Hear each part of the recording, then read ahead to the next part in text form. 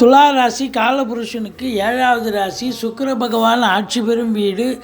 இப்பொழுது இந்த வார கிரகங்கள் இந்த ராசிக்கு எப்பேற்பட்ட பலனை வழங்கப் போகிறது? சித்திரை 3-4 பாதங்கள், சுவாதி விசாகம் 1-2-3 பாதங்கள் உள்ளடக்கியது இந்த ராசி. இந்த ராசி அதிபதி 7ஆம் இடத்தில் அமர்ந்து ராசியை பார்த்து கொண்டிருக்கிறார்.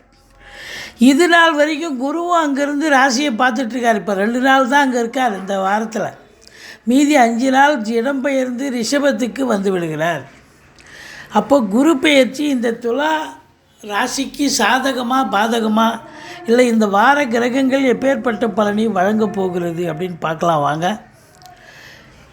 அற்புதங்க. குரு பெயர்ச்சியானது இந்த துலா ராசிக்கு அற்புதங்களை தரப்போகிறது.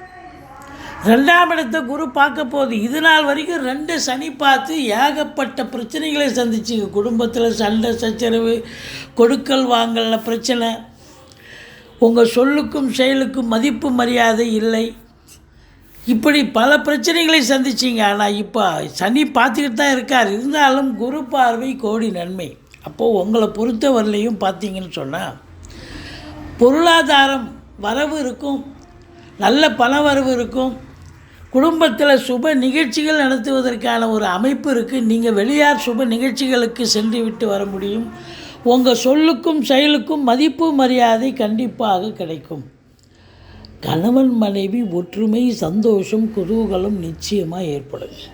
எல்லாத்தோட ஒரு முக்கியமான விஷயம் என்ன, ஒரே ஒரு மைனஸ் என்னென்னா 7க்குடையவன் 6ல் போய் உட்காந்துட்டார், ராகுவின் பிடியில் இருக்கார்.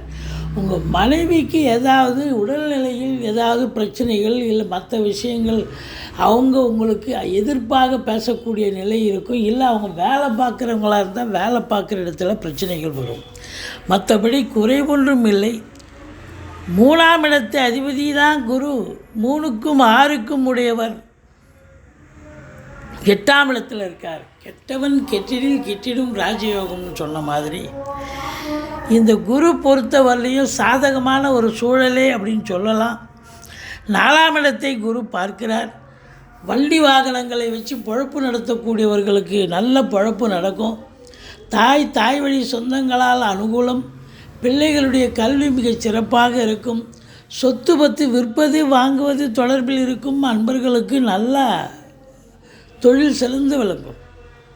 மற்ற இந்த ரியல் எஸ்டேட் பண்ணக்கூடியவர்களுக்கு நீங்களும் ஏதாவது சொத்து பத்து வாங்கிறது, வீடு கட்ட, வீடு ஆல்ட்ரேஷன் பண்ண ஏதாவது ஒரு வேலையை எடுத்துக்கிட்டு போவீங்க. மற்றபடி உங்களுக்கு 5ஆம் இடத்துல சனி பகவான் அமக்கலமான ஒரு சூழல். சூப்பருங்க. புண்ணிய சனி, அதாவது பூர்வ புண்ணிய ஸ்தானத்தில் சனி பகவான் அமர்ந்து சிவகடாட்சத்தை தருகிறது. குலதெய்வத்தின் அனுகிரகத்தாலும் தெய்வ கடாட்சத்தாலும் உங்களுக்கு இந்த வாரம் எல்லாம் நன்மையில் முடிய போகிறது.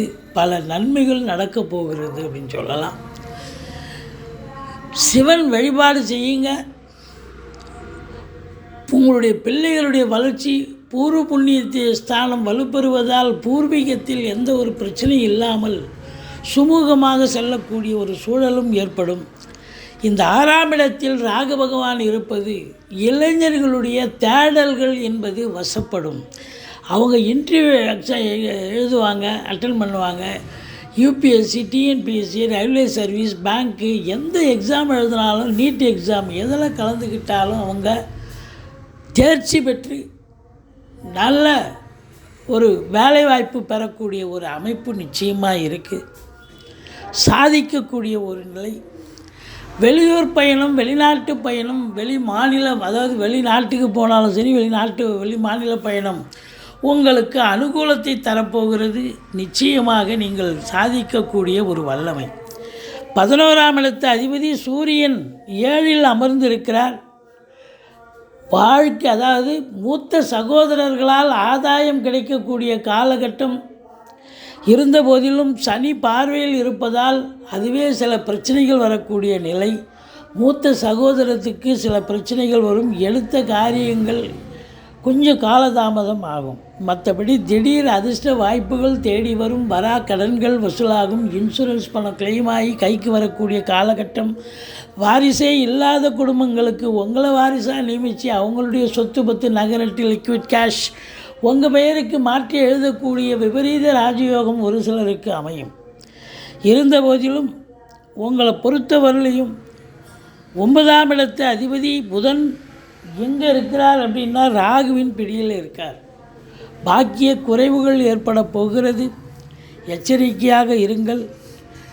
கேதுவை குரு பார்க்கிறார். அது ரொம்ப விசேஷமான ஒரு நிலை. இது நாள் வரைக்கும் உங்களுக்கு வேலைக்கு உண்ணலை உறங்கலை, டென்ஷனாக இருந்தீங்க, மந்திச்சு விட்ட மாதிரி இருந்தீங்க, தூக்கம் வரலை. ஆனால் இப்போ 12ஆம் வீட்டை குரு பார்க்கிறார். அயன சைன போகம் திருப்திகரமாக இருக்கிறது. வேலைக்கு உண்ணக்கூடிய ஒரு நிலை.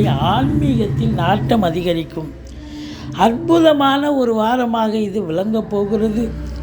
உங்களை பொறுத்தவரையிலையும் இந்த துலா ராசி அன்பர்களுக்கு குரு பெயர்ச்சி சாதகமாக அமையுமா அப்படின்னு வருத்தத்தில் இருக்கிறீங்க.